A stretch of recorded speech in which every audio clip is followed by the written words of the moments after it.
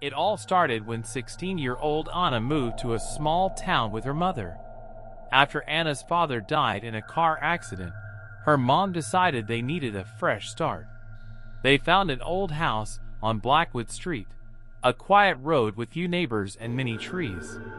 The house was cheap. Too cheap. Anna noticed it was always cold inside, even on warm days. The wooden floors creaked loudly. The walls were full of strange cracks that looked like faces. But her mom smiled and said, "It just needs a little love." Anna didn't love it. The house made her nervous, especially the locked workshop in the backyard. It was a small wooden building with dusty windows and a rusted metal door. On the first day, Anna asked her mom, "What's in there?" Her mom said, "The old owner was a toy maker. He made dolls. But they say he went crazy. No one ever came to pick up his things. So the room was locked." Anna felt a chill run down her spine. That night, she had a nightmare. She was standing in the workshop. A man with long gray hair and black gloves was carving a doll's face with a sharp knife. He turned and looked at her. His eyes were empty, like glass. He whispered, "They are never just dolls." Anna woke up in a cold sweat. The next morning, while exploring the house, Anna found something strange. Behind the bookshelf in her room, she discovered a small door, only 3 feet tall. She opened it slowly. Inside was a narrow tunnel full of dust and cobwebs. At the end, she found a tiny room with shelves, and on those shelves were dolls. Old dolls. Dirty dolls. Dolls with glass eyes and broken faces. One doll sat in the middle. It wore a black dress and had long red hair. Its eyes were wide open. Anna stared at it, and for a moment, she thought it blinked. She gasped and ran out of the tunnel. But the next night, the doll was in her room, sitting on her desk.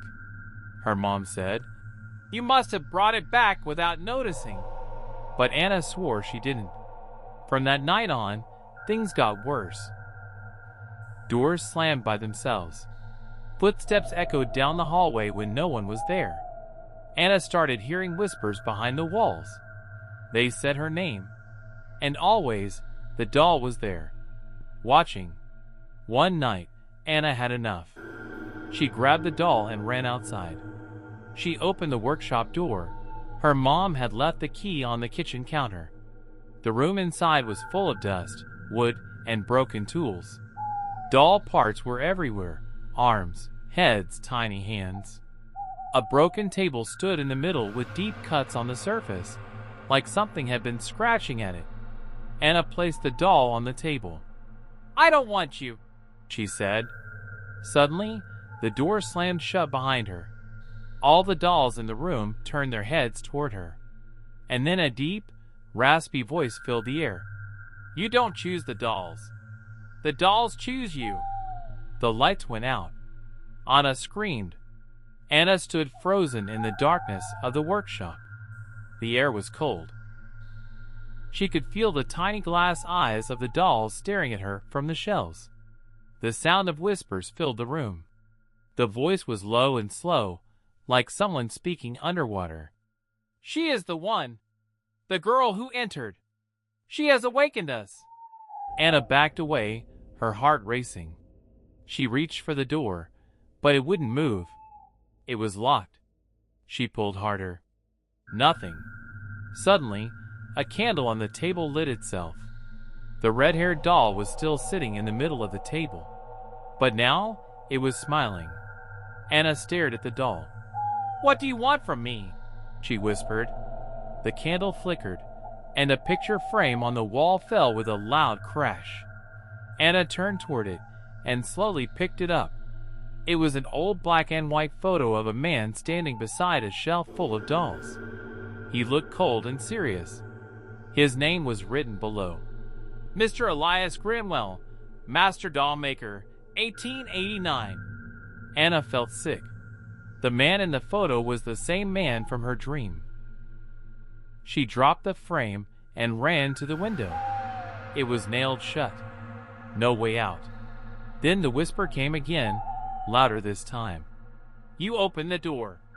You must finish what he started." After what felt like hours, the door finally creaked open by itself. Anna ran out of the workshop, tears on her face, and didn't stop running until she reached the house. She told her mom everything. The voice, the locked door, the photo, the dolls moving. Her mother gave her a sad look. "Anna, you're tired. You're under stress. I know it's been hard since your dad died," Anna shouted. "I'm not making this up," her mom sighed. "Just rest, okay? No more scary stories." That night, Anna locked her bedroom door. She didn't want that doll near her. But when she woke up in the morning, the doll was sitting on her pillow, staring at her with its glassy eyes. Over the next few days, things got worse. Anna would find muddy footprints in the hallway, even when no one had been outside. The TV turned on by itself and showed only static. She heard tapping on her window every night, even though her room was on the second floor. One day at school, Anna searched the library for anything about Elias Grinwell. She found an old newspaper article. "Local dollmaker vanishes. Grinwell known for creating dolls with human hair. Neighbors claim to hear strange sounds from his workshop. Some say he believed his dolls were alive. He was never seen again after 1892. Anna's hands were shaking as she read.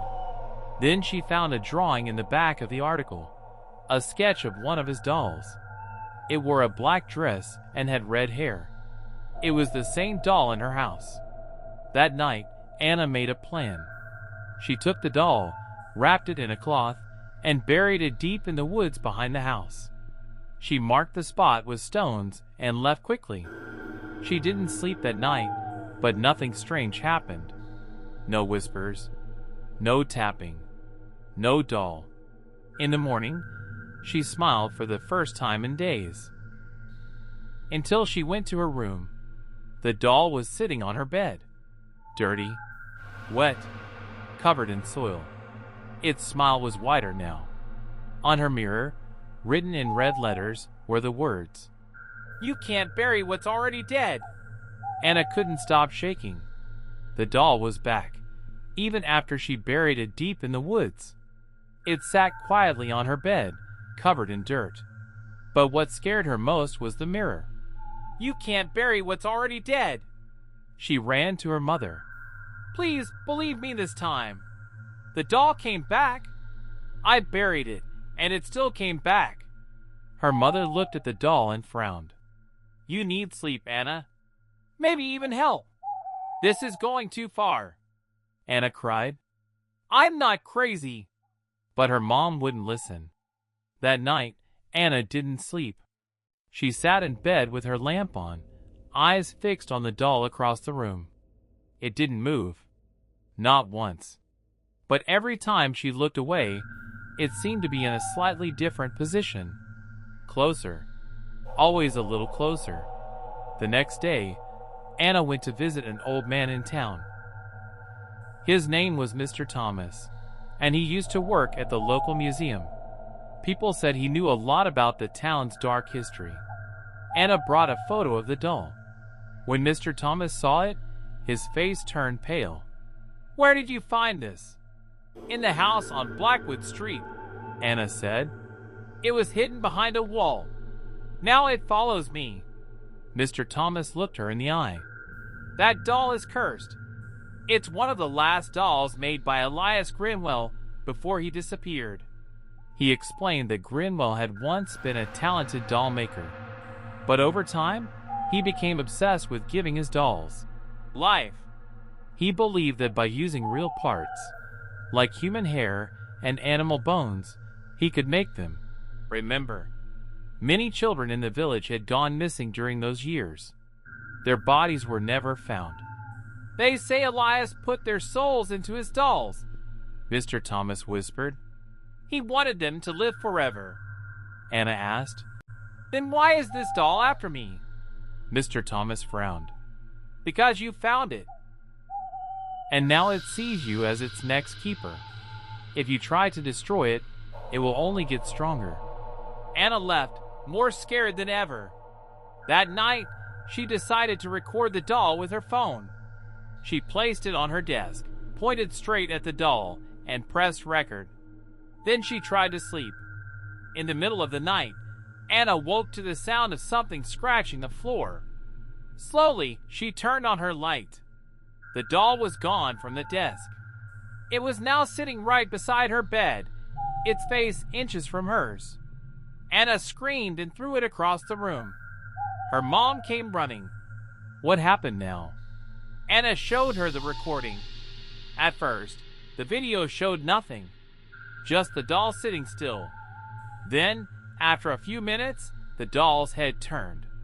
Slowly, then its arms moved. It climbed down from the desk and walked toward the bed. Her mother gasped. This can't be real. Now she believed her. The next day, Anna and her mom packed their things. They would leave the house and never come. The doll didn't speak, but it began to cry. Real tears. Anna cried too. She went back to the journal. There was one more note from Elias. 2 souls will rest when they are reunited. Let them remember. Let them return. The next day, Anna and her mom went back to the woods behind the house. They dug near the old oak tree where Clara was buried. Deeper, farther out. And there, they found another box. Rotten, broken. Inside, another doll smaller. A boy doll with dark hair and missing eyes. Anna took both dolls, Isabel and William, and placed them together in the crib in the basement where Clara had once lain. She lit a candle and said, "You can go now. You're not alone anymore." The dolls held hands.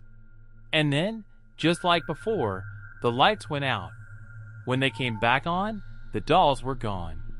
Only the photo of the 2 children remained, lying gently on the crib. Anna thought it was over again. But 2 days later, another box arrived. This time, it had 2 dolls inside. 2 days after Anna helped Isabel and William rest, another box arrived. But this one was bigger.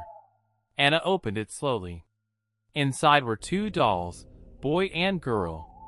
Their faces were the same. Pale skin, blonde hair, matching gray outfits. Their eyes were closed, and their hands were tied together with a red ribbon. Anna gently picked up the card inside the box. It read, "They never spoke. They never screamed. But their silence was the loudest of all." E.g., Anna whispered, "The twins." Her mother stepped back. "Anna, how many more of these are there?"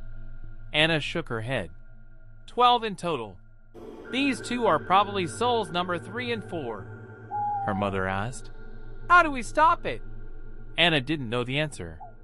That night, Anna placed the twins on the living room table beside Elias Grimmel's journal. She hoped to learn something before anything strange started. She opened to the next page. There they were, drawings of the same dolls. Below the sketch, Elias had written, "Alice and Thomas, the silent ones. They died together in the cold. Their voices were taken. Now they only speak through fear." Suddenly, the pages began flipping on their own. The air turned icy. And then, silence. The kind of silence that made your ears ring. Anna looked around. The whole house was too quiet. She couldn't hear the clock ticking. She couldn't hear the wind outside. Even her mother's footsteps had vanished. Then she saw it. The twins' eyes were open. They were staring at her. That night, Anna tried to speak, but no sound came out. She screamed as loud as she could, but her voice was gone. Her mother tried to call for help, but she was also silent. The dolls had stolen their voices. The only sound in the house now was a soft lullaby, playing from nowhere. Anna ran to the journal, flipping through every page, desperate to find help. One line stood out. To return what was taken, they must remember how it was lost. She thought hard. How did they die?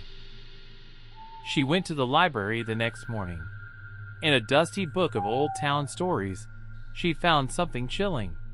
1889, the Frost Tragedy. A brother and sister, believed to be twins, were locked in a shed by their cruel caretaker.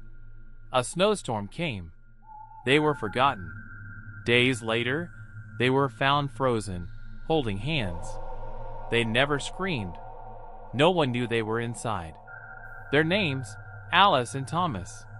Anna rushed home. She carried the twins' dolls to the freezer in the basement. She placed them inside and turned it on.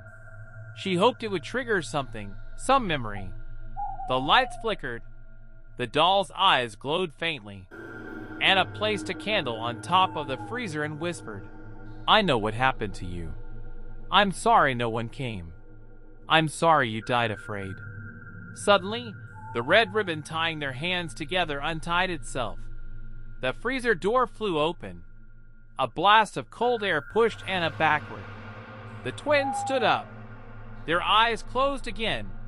Slowly, they faded into light. The air returned to normal, and Anna's voice came back. But when Anna turned around, she saw a shadow in the doorway. A tall figure, wearing a black coat, watching. She froze. Who's there? The figure didn't speak. It turned and walked away, vanishing into the dark hallway. Anna ran upstairs. The journal was open on the table. A new line had been added in fresh ink. He is coming! The Dollmaker walks again. Anna could not stop thinking about what she saw in the hallway. The tall man in the black coat. She hadn't seen his face, but somehow she knew it was him. Elias Grinwell, the Dollmaker. Her hand shook as she looked at the journal. The last sentence was still there, written in fresh black ink. He is coming!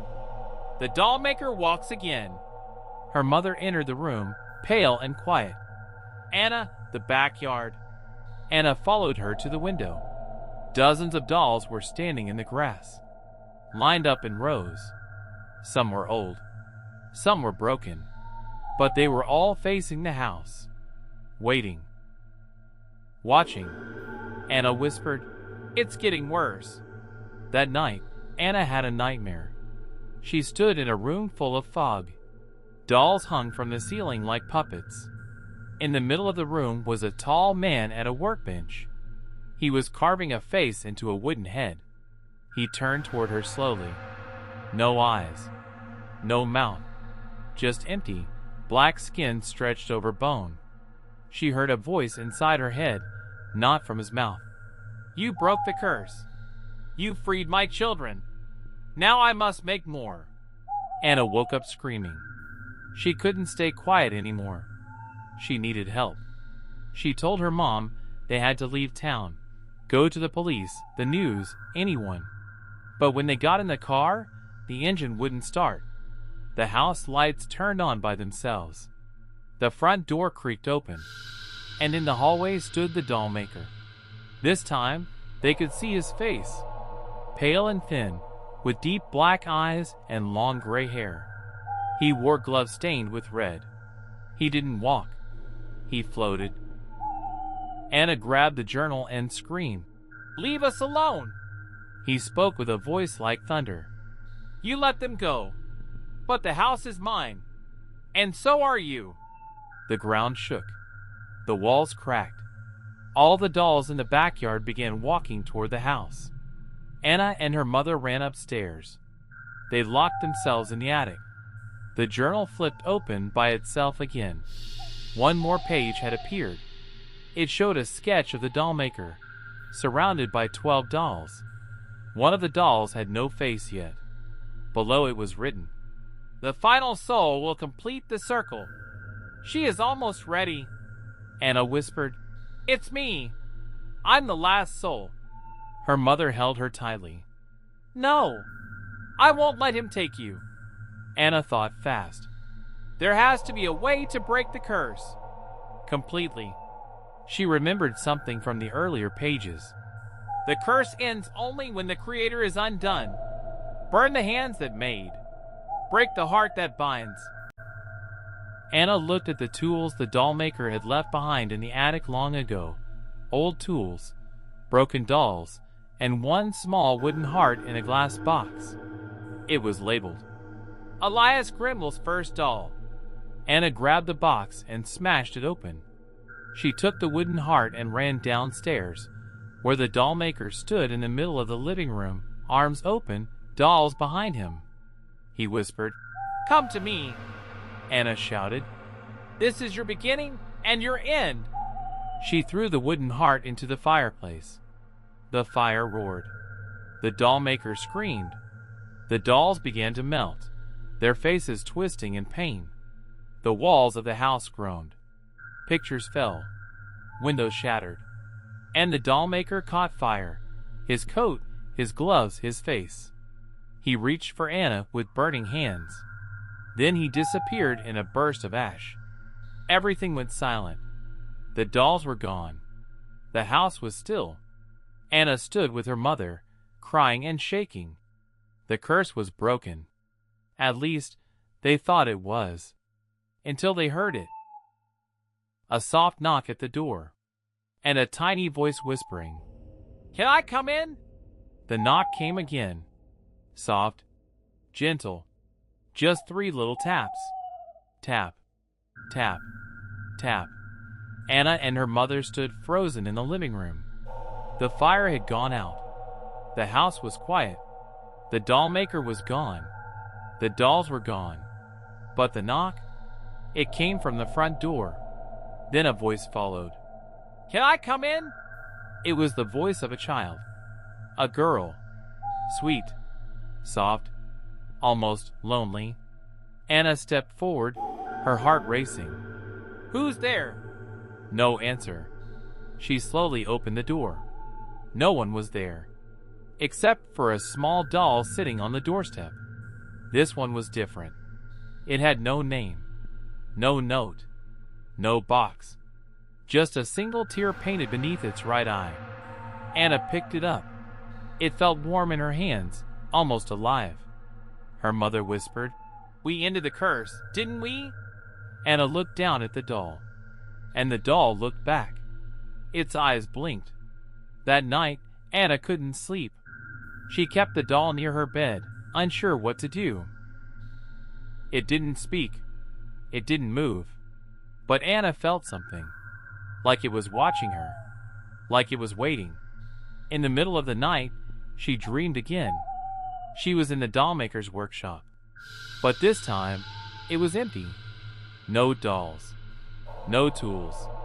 Just the little girl standing in the center, holding the tear-stained doll.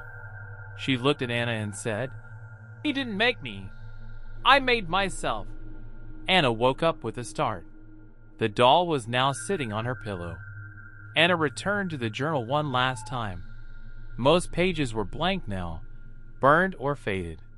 But one new page had appeared. It showed only a single line.